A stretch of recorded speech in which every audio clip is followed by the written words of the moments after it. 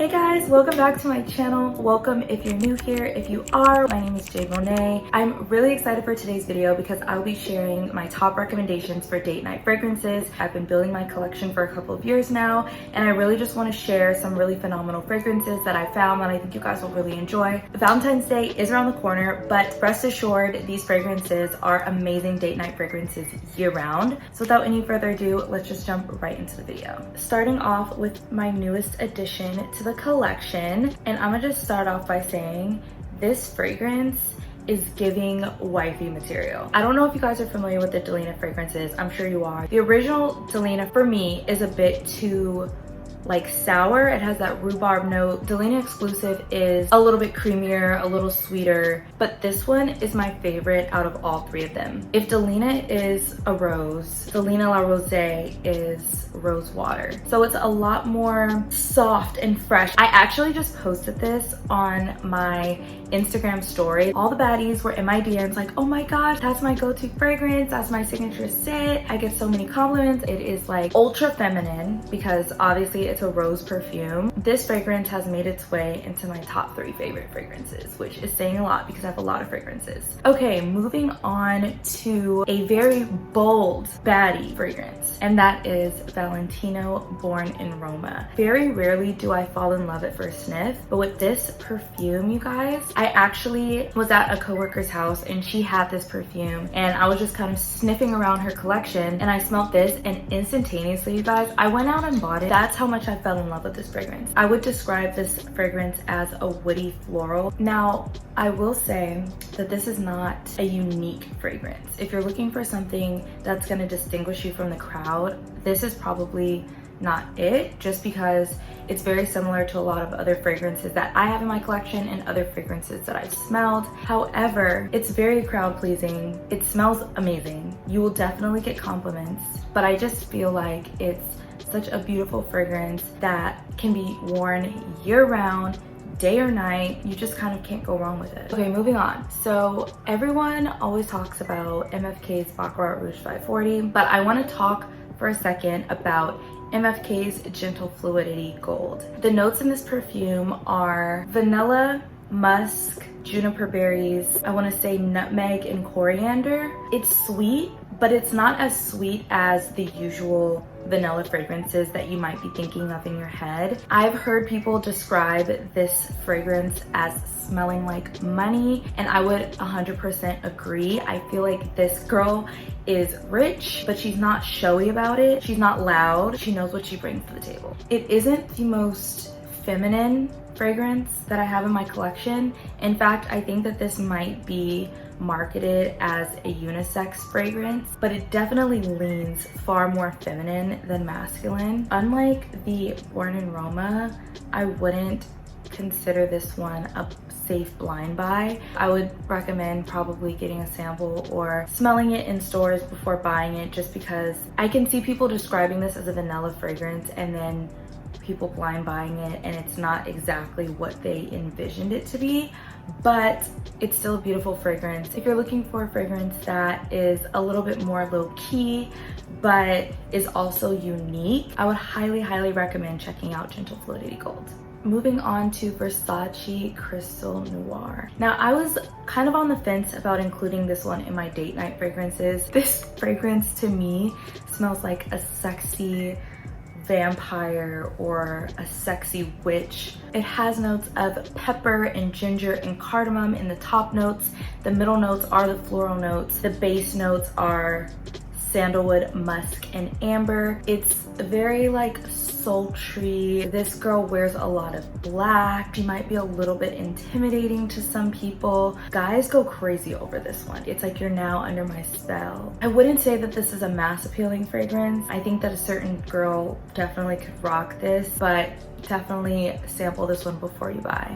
Moving on to YSL Libre. As you can see, I don't really wear it much and I don't know why. I think it's just I have so many fragrances that I wear more more. But this is the thing, you guys. On multiple occasions, I've stopped someone and asked them what they were wearing because they smelled so good, or like they walked past me and I got a whiff. I can't tell you how many times they've been wearing this perfume. It smells really good in the air, but I feel like it would be a very beautiful fragrance to wear on a date night. There's something about this fragrance that just smells very put together, classy, and just like pretty. I'm gonna try to wear this one more this year. Yeah. All right, moving on to another perfume that I just recently picked up but have been wearing a lot, and that is Prada Paradox. This is another perfume that won me over the first time that I smelled it. As soon as I smelled it, you guys, I bought it. It smells so good to me, and my boyfriend really loves this one. I usually wear Blockarot, and after I got this one, I started wearing this, and he was like, oh, he was like, what, like, you smell so good. I was like, okay, I will make a note that you like this one. I think it's because it's very like feminine. It's not the most unique fragrance, but it smells amazing. I will say, you guys, I don't think that you need both of these.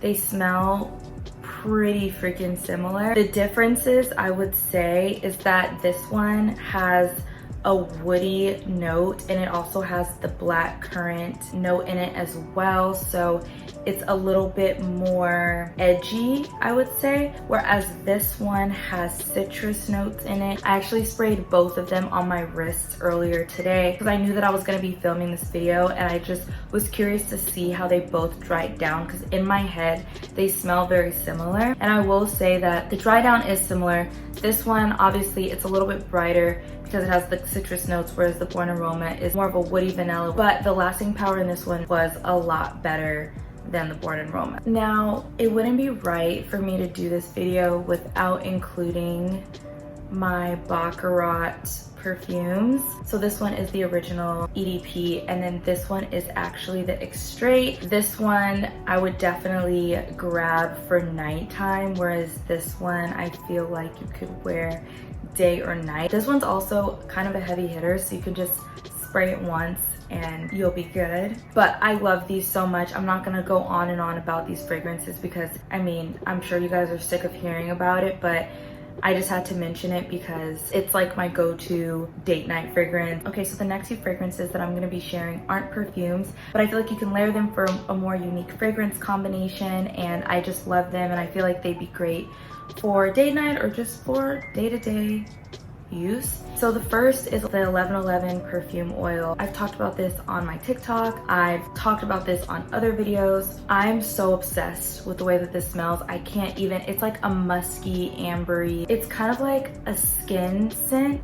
I don't know how to explain it, you guys, but it smells divine. Like, it smells like an angel. This is what angels smell like to me. Maybe you're at the movies and you don't want to wear anything that's too aggressive or offensive, or if you're doing something more low-key, like having a movie night at the house and you want to smell good but you don't want to seem like you're doing too much, this is gonna make you smell like you just naturally smell like an angel. I put my mom onto it, and my mom is obsessed now too. It's just... And lastly, I just wanted to talk about this hair perfume by Carolina Herrera. I don't have the Good Girl perfume. I'm not gonna lie. It smells good, but I just feel like it smells too similar to a lot of other perfumes that I have. Obviously, you can see that I put a dent in it. I use it a lot. Oh my gosh. It smells so good. I don't know anyone who wouldn't like the way that this smells. I don't even know what the notes are and how it differs from the perfume. Let me just look it up for you guys. Okay, it's on Fragrantica. I didn't expect that. Okay, here we go. Wow, it has a lot of notes in it. I'm looking at the notes, and they're pretty similar to the notes of Good Girl, the original EDP. So we have lemon, bergamot, almond, and coffee in the top notes. In the middle notes, we have a jasmine, orange blossom, rose, and tuberose. And in the base, we have tonka bean, cacao, sandalwood, vanilla, woody notes, and praline. So pretty similar to the Good Girl EDP, but it's formulated for your hair. I feel like this just layers really well with a lot of other fragrances because it's not the most unique out there fragrance, let's be honest, but it's a nice, soft, unoffensive, feminine, sexy fragrance that's gonna leave an intoxicating trail. So it pairs well with pretty much all of my fragrances. My camera just died, so I'm gonna take that as a sign that I need to wrap this up. But I really hope that you enjoyed this video. Don't forget to give it a thumbs up if you did, and hit that subscribe button if you haven't already, and I will catch you guys in my next video.